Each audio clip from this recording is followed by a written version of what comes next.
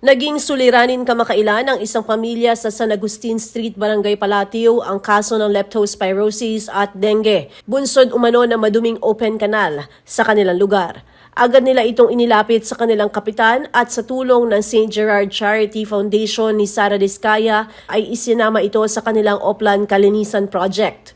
Mabilis na tumugon ang SGC sa naturang problema at personal na sinuri ng dating kapitan ng Barangay Rosario na si Kay de la Cruz ang sitwasyon at ng mga kasamahan sa grupo. Ilan sa isinagawang hakbang ang paglilinis ng mga bara sa kanal, pagsisemento ng mga sirang bahagi ng eskinita, pag-aangat ng ilang parte ng daanan upang maiwasan ng pagbaha, pag-aayos ng drainage upang masigurong maayos ang daloy ng tubig patungo sa tamang lugar.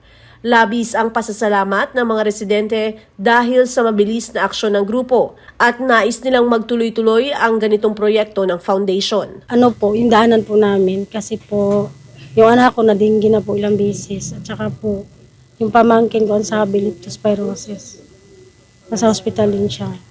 Matagal na po kasi dito ko na rin pinanganak yung anak ko, mga 20 years. Nakalapit na po kami kay Mayor Bico. Ina-acknowledge naman po niya, tas inaano niya po doon sa mga tao niya sa engineering.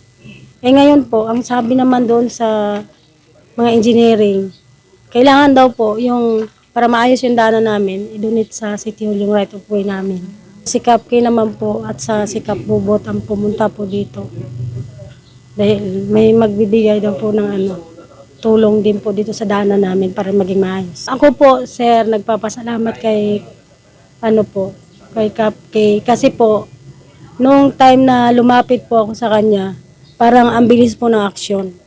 Ang bilis po talaga ng aksyon. Tapos sabi niya, pupunta siya ng Monday, kaso lang nagka-problema siya.